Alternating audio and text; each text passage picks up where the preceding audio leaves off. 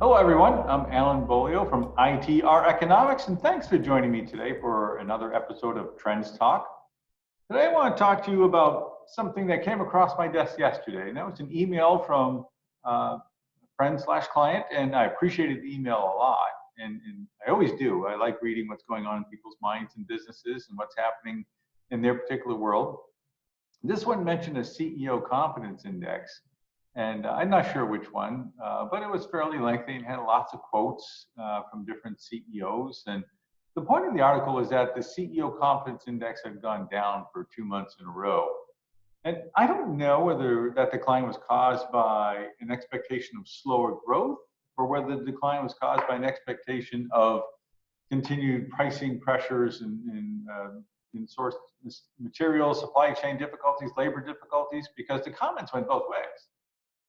The comments included, fears of inflation, container shipments going down, imports going down, and you kind of got into the world feel there. And others because one in particular was because they thought revenue would be going down next year, which is possible depending on the business that you're in.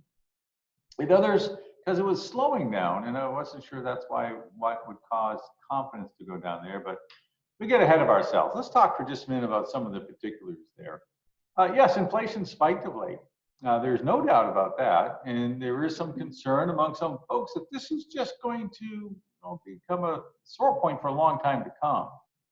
It's not. That's what I wanted you to know, that the rate of change in a lot of commodity prices, including oil, is going to start moving lower. Now, that doesn't mean oil prices are going to move lower. It just means the rate of rise is going to slow very noticeably. It doesn't mean steel is going to drop like lumber just did. It just means that there's going to be a cessation of that rapid rate of rise, and the copper is going to level off, aluminum, that sort of thing. So that CPI inflation that you hear, we don't think it's sustainable, and that's because of the demand pull. The demand pull is showing signs that it will ease later this year and in 2022. How do I know that, you say? Well, because the leading indicators are telling us that. And those of you that know ITR economics know that we are all about the leading indicators.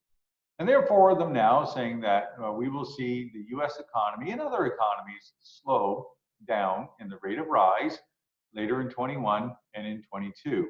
I know you can read lots of articles about phenomenal GDP rates of growth, but the leading indicators aren't suggesting that. There's a slowdown that's occurring in China. And that is also an indicator of slowing the rate of rise and a flattening out in copper, for instance, since copper is a key commodity in the world and over 50% consumption by China. So what we're looking at here is a system that is saying, if you're worried about this pressure on pricing, you shouldn't be, it will ease.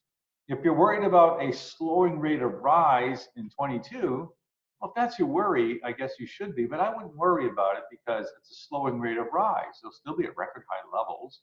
We'll see US manufacturing and GDP at record high levels. We're going to find the demand pull in most industries remains strong, just not at today's backbreaking pace. And with prices leveling off, it means that inflation doesn't continue to spike. So all in all, it might be thought of that we're returning to, what's that word? Normal as we go forward, something to be looked forward to. I also want to comment on the thought about containers and imports because I was particularly intrigued by that. I looked at imports from around the world, and the 3-month moving average, those of you that know ITR know what that means. Those that don't, I suggest and encourage you to please go to our website, itreconomics.com, and see all of the tutorials about all of the 3-month moving averages and rates of change. It will brighten up your world and help you see into the future. Well, the 3-month moving average for imports from the world is at a 28-month high. And when I do a 1/24 on things, I find that that's a really good number. 28-month high is certainly encouraging. When I look at it from China, yes, it went down in the first quarter, but it's very normal for China imports to go down in the first quarter. April, though, was an ouch. April really saw a decline in imports from China. 1 month does not a trend make. Things were very normal in the first quarter. We'll see what happens. Imports from Canada at a 20-month high, which obviously precedes COVID.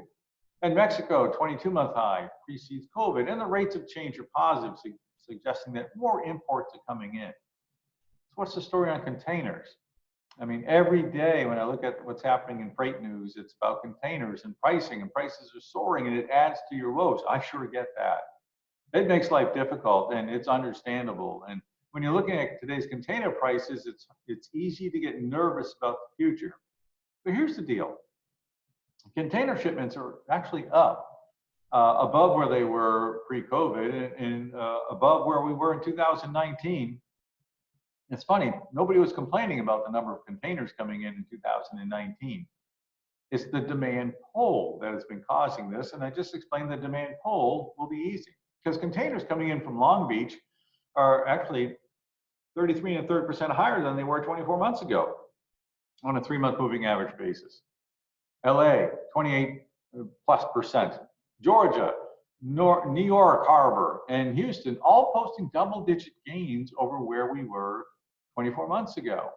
And so really, containers are coming in. There weren't enough containers, enough shipped to meet the demand. With demand easing and supply rising, it's easy to see why prices will be leveling and likely to follow suit after lumber down the road. And when all that comes about, it means that the consumer confidence index, CEOs, confidence index, I understand the nervousness, but I would remain bullish if I were you. I would remain confident in your ability to make money. The US Business Confidence Index is actually signaling that the economy expands through the rest of this year, but I think it's going to reach a high soon and begin to signal that slowing rate of rise. I would take the signal to mean that demand and sales are going to go up, and they're going to continue to go up through 22. Here's the thing you need to worry about, though: cash and profits.